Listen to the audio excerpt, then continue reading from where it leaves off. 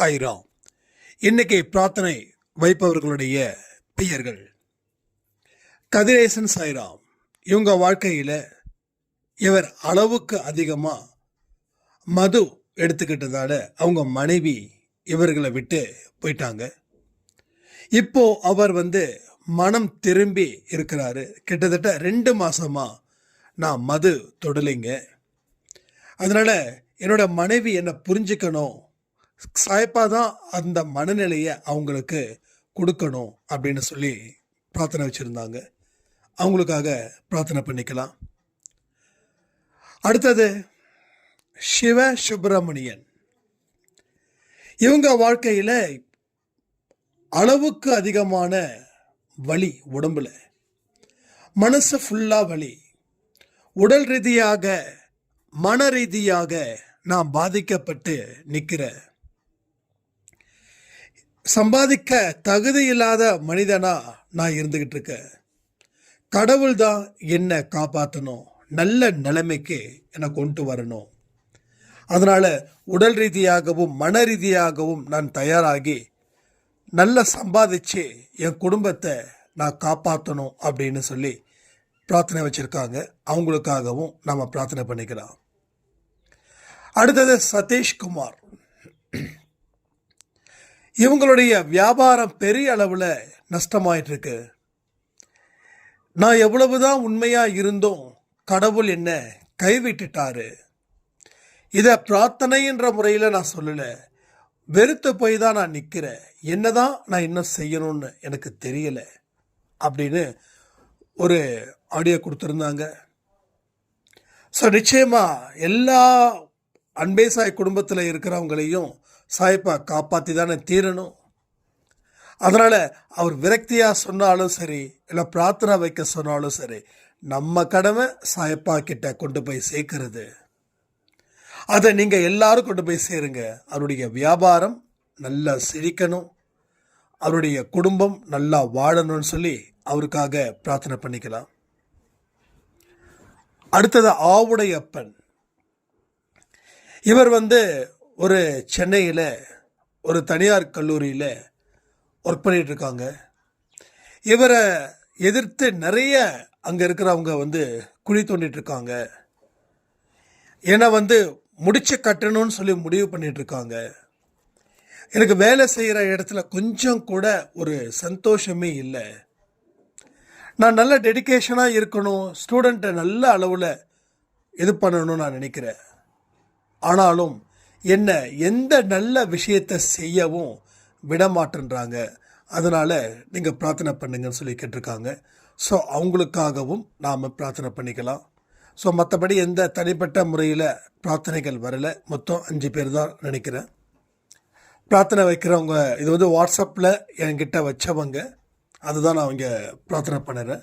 So நாளைக்கு Vishnu Sairam full டீட்டெயில்டாக எல்லா பிரார்த்தனையும் செய்வார். நேற்று இரவு 7 மணிக்கு ஒரு ஸ்பெஷல் ப்ரேயர் நம்ம வச்சுருந்தோமே, எத்தனை பேர் அட்டன் பண்ணீங்கன்னு சொல்லி கமெண்ட் பண்ணுங்கள்.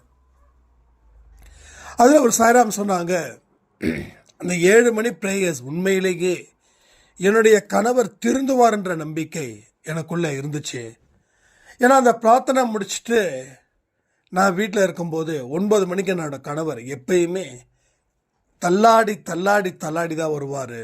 ஆனால் அன்னைக்கும் அவர் எந்த விதத்துலேயும் தண்ணி அடிக்காமல் வீட்டுக்கு சேர்ந்தார். எனக்கு இந்த பிரார்த்தனையின் மூலமாக இது ஒரு பெரிய சக்ஸஸ் கிடைச்சது போல ஒரு நம்பிக்கை எனக்கு வந்துருச்சுன்னா அப்படின்னு சொல்லியிருந்தாங்க. அதே போல் இன்னைக்கு பிரார்த்தனை என்ன தெரியுங்களா? பெண் குழந்தைகள். ஏன்னா குழந்தைங்க நிறைய வெளியில் இருக்கக்கூடிய மனிதர்களால் ஏமாற்றப்படுகிறார்கள். தன்னுடைய சுயநலத்துக்காக பெண்களை பாடாப்படுத்தி எடுக்கக்கூடியவர்கள் நிறைய பேர் இன்னைக்கு தெரிஞ்சுக்கிட்டு இருக்காங்க ரோட்டில். இப்போ அவங்களையும் திருத்தணும். அதை விட நம்மளுடைய பெண்களுக்கு உரிய பாதுகாப்பை கடவுள் கொடுக்கணும் தானே. அப்போது நம்ம வீட்டில் இருக்கக்கூடிய பெண் குழந்தைகளோட மனநிலை என்றைக்குமே அறிவுபூர்வமாக இருக்கணும். அவங்க எந்த விதமான மாய வளையலையும் சிக்கிக்க கூடாது. கடவுள் தக்க சமயத்தில் மற்றவங்களுடைய முகமுடிய கிழிச்சு அந்த குழந்தைங்களுக்கு காட்டணும்னு சொல்லி எனக்கு பிரார்த்தனை. பெண் குழந்தைகளுக்காகவும் பெண்களுக்காகவும் இருக்கக்கூடிய பிரார்த்தனை. அப்போ இங்கே இருக்கக்கூடிய பெண்கள் கலந்துக்கலனா எப்படி? அதனால் 7 மணிக்கு ஷார்ப்பாக எல்லோரும் அட்டன் பண்ணுங்க. ஏன்னா பெரிய அளவில் இங்கே பெண்களுக்கு எதிராக குற்றங்கள் குடும்பத்தில் நடக்குது. வன்முறை எங்கே நடக்குதுன்னா வெளியில் இல்லை, குடும்பத்துக்குள்ளேயே பெண்களுக்கு பாதுகாப்பு இல்லை. 2வது, உங்கள் குழந்தைங்க கிட்ட நீங்கள் தயவு செய்து ஃப்ரெண்ட்லியாக மூவ் பண்ணுங்க. பெண்களுக்கு எங்கேயாவது உங்கள் குடும்பத்தில் அதாவது யாராவது ஒருத்தவங்க குடும்பத்தில் இருக்கக்கூடியவங்க நீங்கள் இவங்கெல்லாம் இப்படி பண்ணுவாங்களான்னு நினைக்காத அளவுக்கு சில முகத்தில் நல்ல முகமுடியை போட்டுட்டு திரிவார்கள் இல்லையா, காம கொடூரர்கள். அப்போ அவங்க ஏதாவது பெண்கள் கிட்ட தப்பாக நடந்துக்கும் போது, உங்கள் குழந்தைங்கிட்ட தப்பாக நடந்துக்கும் போது நீங்கள் இல்லை அவர் அப்படிலாம் இல்லை அப்படின்னு குழந்தைங்களுக்கு எதிராக நிற்காதீங்க. குழந்தைங்களுக்கு ஆதரவாக நில்லுங்க. தயவு செய்து ஆதரவாக நில்லுங்க. புரிஞ்சுக்கோங்க. இதெல்லாம் கேட்டால் குடும்பத்தில் பிரச்சனை வரும் அப்படி இப்படிலாம் நினைக்க வேண்டியது உங்களுக்கு கிடையாது. இப்படிப்பட்ட ஆட்கள் நம்ம வீட்டில் சொந்தத்தில் இல்லாமல் இருக்கிறதே நல்லதுன்னு நினைங்க. ஓகே, ஏன்னா பிரார்த்தனை வச்சா மட்டும் பத்தாது, நம்ம மனநிலையும் அதற்கு தகுந்தது போல இருக்கணும் தானே. அதனால் குழந்தை பெற்ற அத்தனை பேரும் ரொம்ப ரொம்ப பாதுகாப்பாக இருங்க. குழந்தைங்களுக்கு குட் டச் பேட் டச் என்னன்றதை சொல்லிக் கொடுங்க. குழந்தைங்களுக்கு எந்த அளவில் பாதுகாப்பும் எந்த அளவுக்கு நம்பிக்கையும் அதை தாண்டின அன்பும் இருக்கிற மாதிரி பார்த்துக்கோங்க. நீங்கள் சர்வாதிகாரியாக நிற்காதீங்க. நீங்கள் சர்வாதிகாரியாக நின்னா குழந்தைங்கள் அன்பை தேடி எங்கே போய் மாட்டிப்பாங்க, பம்பில் மாட்டிப்பாங்க. ஸோ அதுக்கு தான் எனக்கு ப்ரேயர்ஸ். பெண்கள் பாதுகாக்கப்படணும்.